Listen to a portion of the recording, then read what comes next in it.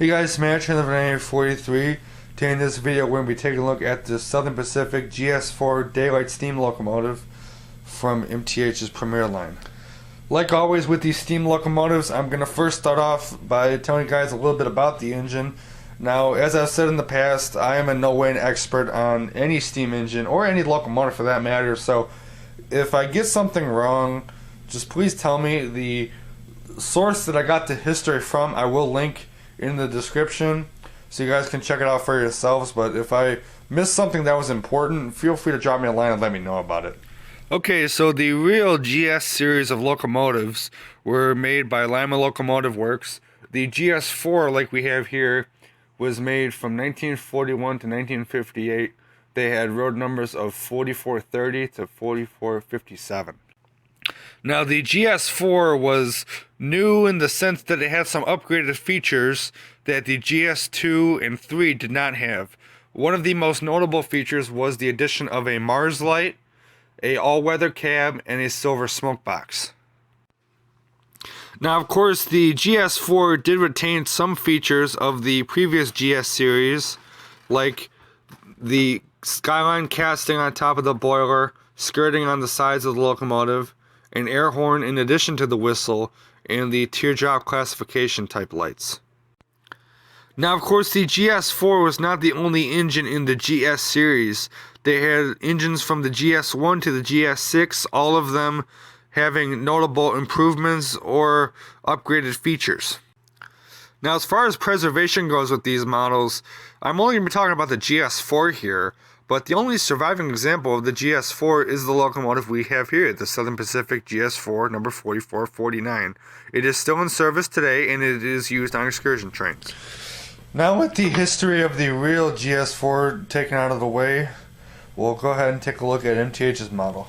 This latest run of the Daylight with Proto-Sound 3 was first offered in MTH's 2013 Volume 1 catalog. They made this version as well as several others. They made a couple black SP versions and a Western Pacific version. They also made passenger cars to go with this engine. We will take a look at those in a separate video. Now, of course, this run was not the only time this particular locomotive has been made in O-scale. Lionel has made it several times over the course of about 20-something years, so this engine is very popular with Lionel. They made it in the MPC era and the modern era. MTH has also made this engine several times. They made it once in the original Proto-Sound series back in the 90s. I think it was 98, but I'm not 100% sure. They made it twice with Proto-Sound 2, and now once with Proto-Sound 3. And personally, I have to say, of the three, the Proto-Sound 3 is probably the best. Even though I really like the whistle on the Proto-Sound 2, I think that this engine, just the overall sounds are really good on the Proto-Sound 3. But I'm not going to pick nits about the Proto-Sound 2, Proto-Sound 3 thing. If you guys own the Proto-Sound 2 and you happen to have the Proto-Sound 3, you guys can discuss that on your own time.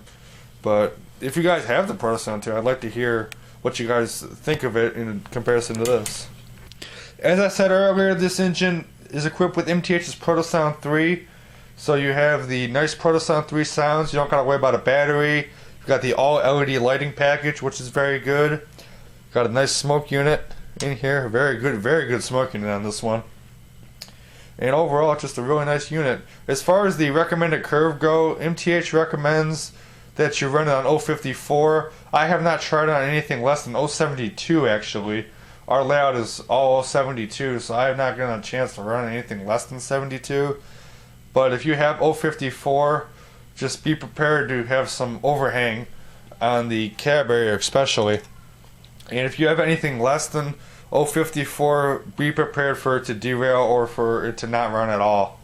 Because running on anything less, you could have many problems, and you don't want that. So my recommendation would be to stick with 054 or wider. But that's me. So now with all that taken care of, let's go ahead and do the fun part. Review the engine, and then a little later we will run it. Okay, so we'll start up on the pilot here. Right here on the pilot you have this nice step that's been applied. On the actual pilot itself, you got this really nice silver striping. This runs the length of the pilot, which looks really nice. Right here you have a scale dummy coupler. Now if you want to, you can replace this with a dummy O-gauge coupler that is packaged with the engine. It's in the box. And if you want to, you can put a full-scale coupler to lash this engine up with whatever you want. Either other steam engines or a SD45 that MTH also made in the same catalog as this. And SP used that in the 90s along with the GS-4. They lashed the SD45s and the GS-4. They had the GS-4 in the back and the SD45s up front, at least from the pictures that I've seen. So if you wanted to do that, you could replace this scale coupler, put those SD45s in there, and then have a prototypical consist that Southern Pacific actually used. Moving past the pilot and the scale coupler, we have a coupler cut bar. Now this coupler cut bar does move up and down. We have the 4449 number plate, which it may be hard to see on the video, but it is there. Then we have this walkway here with safety tread on it. And then finally up on the boiler front here, we have a loudonized rivet detail, lighted number boards, a headlight with the Rule 17 feature on it, which I personally do not like, and I'll come back to this in just a moment. We have an operating Mars light right up here, a separately applied Airhorn piece, and the teardrop classification lights. Now some of you guys might be wondering, Matt, why don't you like the Rule 17 lighting feature? Well, the reason as to why I don't like it is because it's not realistic for these daylights. And the reason being is because the Rule 17 feature is a new feature that the FRA is required to have on their locomotives. So any new engine that rolls out of the shop has to have the Rule 17 lighting feature on it. And it's used basically as a safety thing. And the reason being is because if you got a locomotive sitting at night and you don't want a passing train's engineers to get blinded by the headlights. So what they do is they stop it, and the headlight will dim down to say that, hey, I'm in a yard, although I'm not moving. So that way you can't get blinded by the headlight. So that's what this is. Now, it's only on new engines. It's not on the older ones like these steam locomotives. But MTH does not allow you to turn this feature on and off. Lionel does. But if you don't like it, like me, on these older steam engines, there is nowhere to turn it off. So you have to deal with it. And me personally, I don't like that. I'd much rather have a option to turn it on and off like with Lionel. But maybe MTH will eventually do that sometime in the future.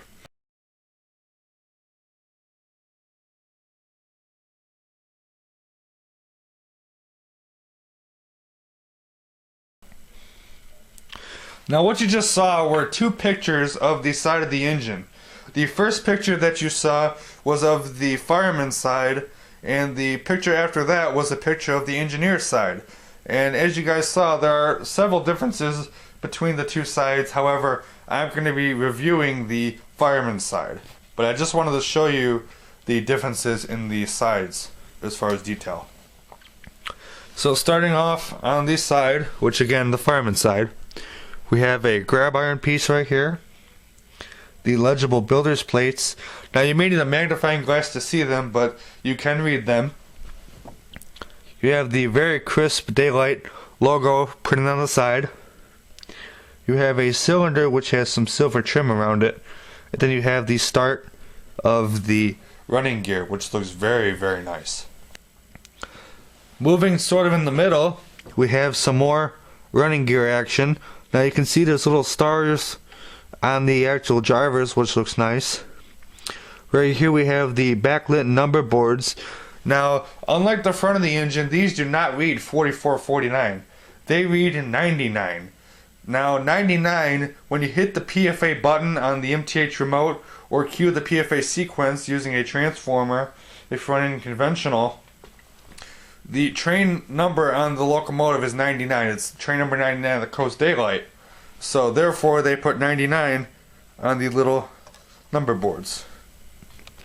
Moving down some more, we have 3 Dynamo Generator pieces. We have a handrail. Now this goes the length of the boiler. Have a little add-on step right here. And then we have the cab, which we'll get back to in just a second. I'm going to very quickly point out the differences between the engineer side and the fireman side. Now, of course, I don't have an editing software that will allow me to show both sides at once, so I have to do it this way. But the only difference is that there's this little add-on piece right here. I'm not sure exactly what it's used for. If anybody knows, please let me know. And then the only other difference is right here, which this right here is a throttle control, and it's used to control the speed of the train. Other than that, though, there's no detail differences between the fireman side and the engineer side. So now let's take a look at the cab. So here we have the outside of the cab. We have the 4449 number, which looks very nicely done. Right here we have some information about the engine. We have these two sliding windows here. These both have clear plastic inserts in them, and you can move them like this. We have the continuation of the steps right here. Right here we have an opening door, which can be open like this. It is on a spring, so it'll snap back shut once you're done. And then we have some handrail work. Now, because this is an all-weather cab, it may be hard to see inside. And if the video looks like it's flickering, that's because it is. This camera is not very good in low light. But anyway, inside we have some gauges. Now, these are painted. Although they do look like they light up, they're only backlit by the cab. If you were to roll the engine, the gauges do not actually continue to light up. They're actually only lit by the cab. We have the firebox glow, and then we have two crew figures. And then this little doors here are really the only way you can see inside the cab, because it is an all-weather cab and it's hard to see inside. So now let's take a look at the top of the engine.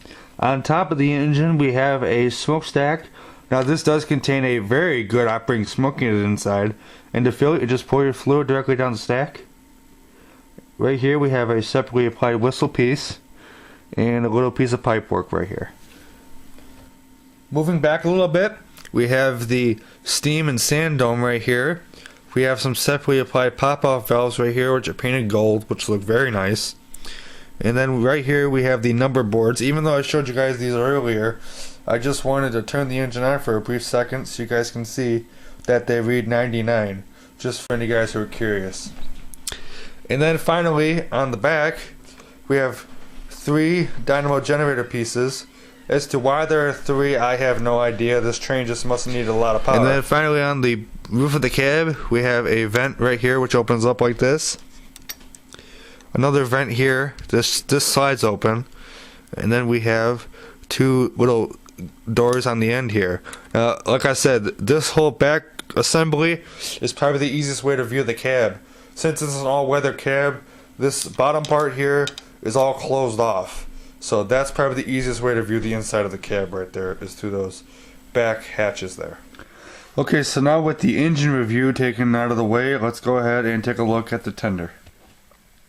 Starting up on the front of the tender, we have the receiving pin for the MTH wireless tether right here.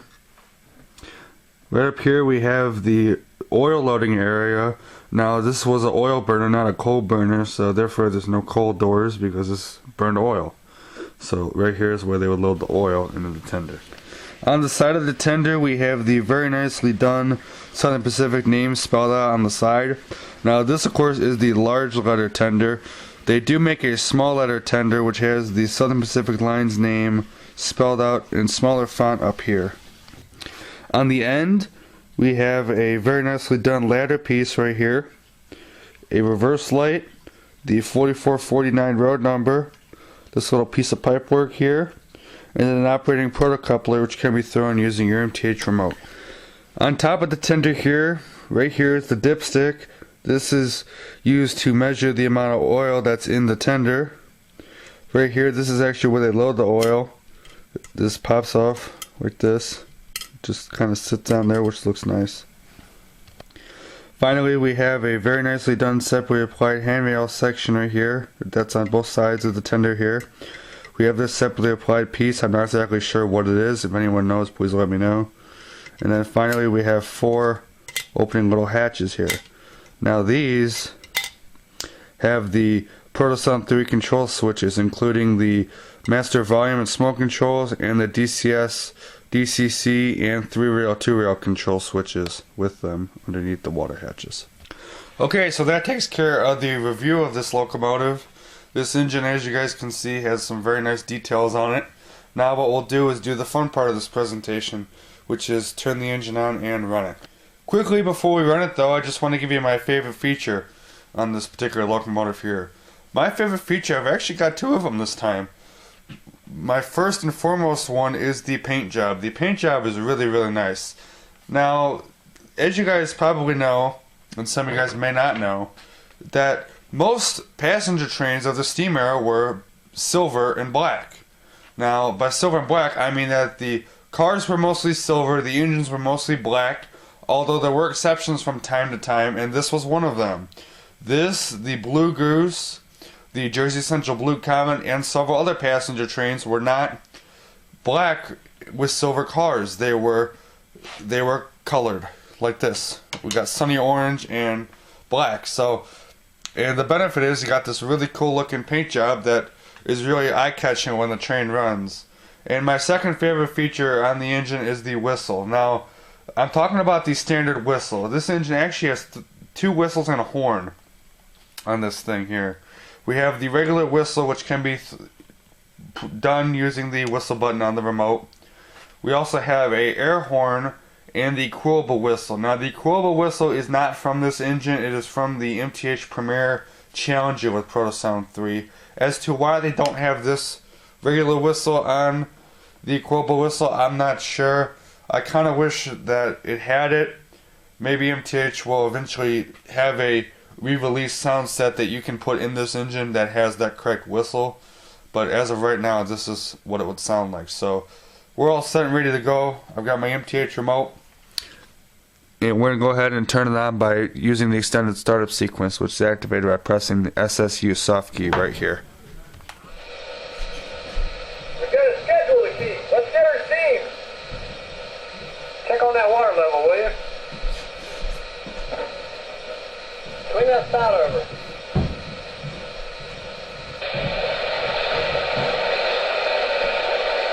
Okay, that's enough.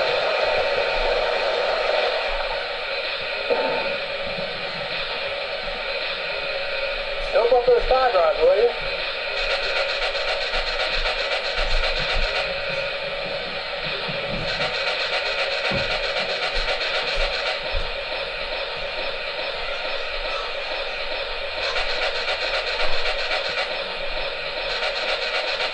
Look good.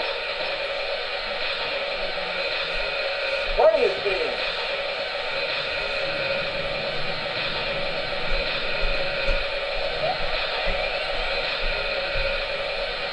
I want one down now. Clear? Clear.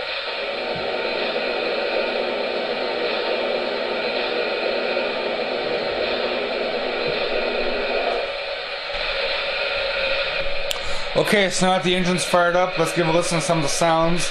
Here's the whistle. Now I'm just going to play this by pressing the white button on the remote, this one right here.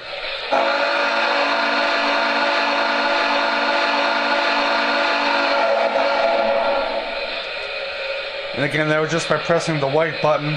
We have several whistles just like that.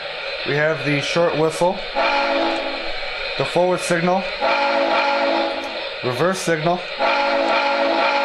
and the crossing signal. Now this is sound effect number 9 on the remote.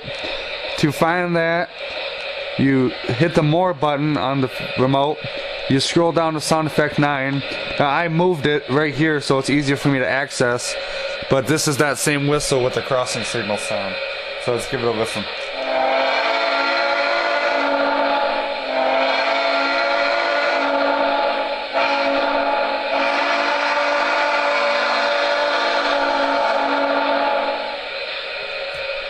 Now we also have the quillable whistle. The quillable whistle on this engine is not actually that whistle that you just heard, this one. As to why, I'm not exactly sure, but knowing MTH, I'm sure there was a reason for it. But when you hit the quillable whistle, this is what you'll get.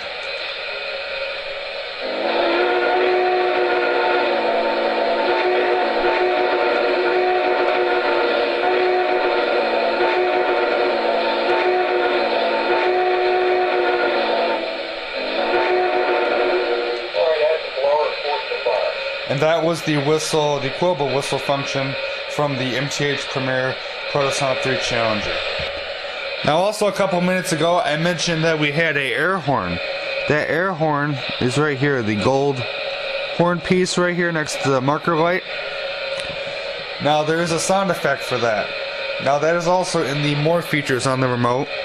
You hit the more button, and I believe it's the last one in here, which that would be number 42, but I forget which one it is.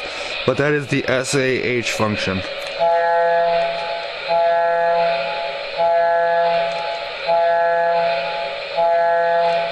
Take a look at the general order. And then the crossing signal, which is this button right here, this soft key here, also has the air horn.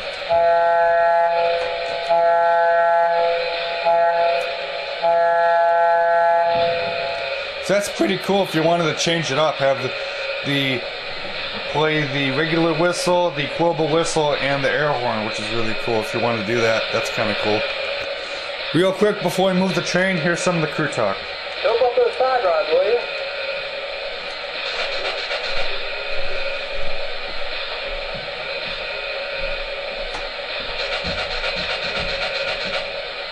Look good. I want to blow her down now.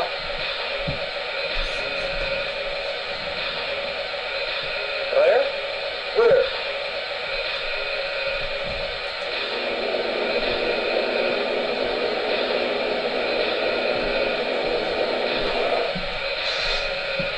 Okay, so that's some of the crew talk. Now let's run the train. Okay, so we're all set and ready to get the train moving.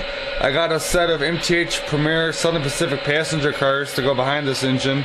We'll take a look at these in a separate video. So now let's run the train.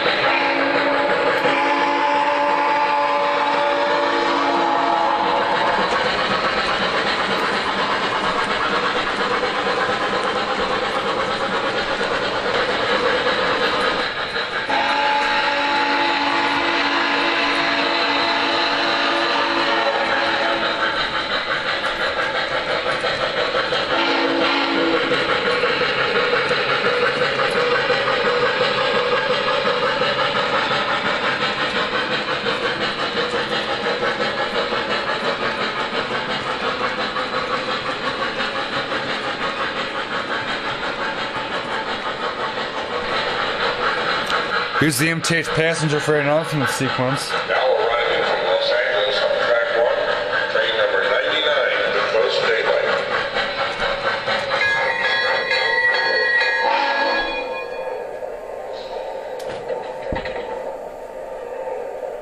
Glendale. This stop is Glendale. Watch the step. Have a nice day. Thank you. Welcome aboard. Ticketed passengers only. Let me help you with your baggage. Now departing for San Francisco on track 1, train number 99 to Coast Daylight. Welcome aboard. Step right this way. Watch the step. All aboard.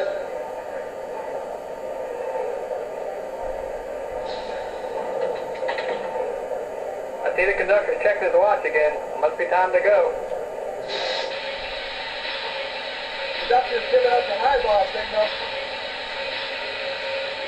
Let's get down the line.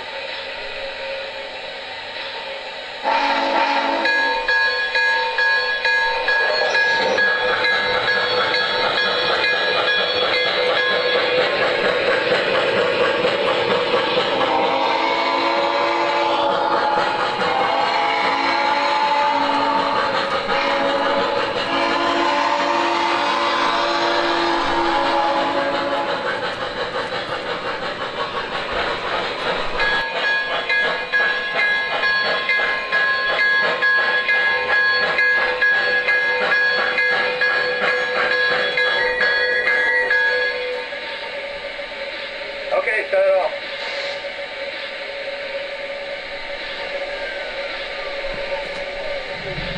I want to blow down now. Clear? Clear.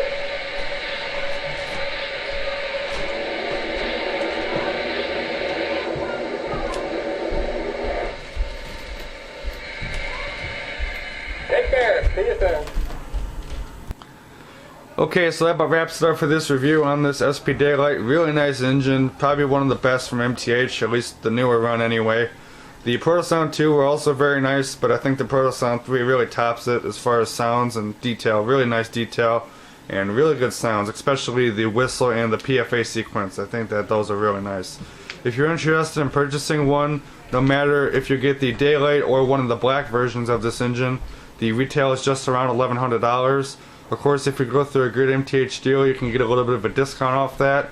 And also, have a good time finding one of these things, because you may have a hard time finding one. The Proto-Sound 2, you can find it every now and again, but the Proto-Sound 3, you can find a lot. A lot of people have them, but they may sell out quickly because this is one of the most iconic steam engines that is still on the rails today.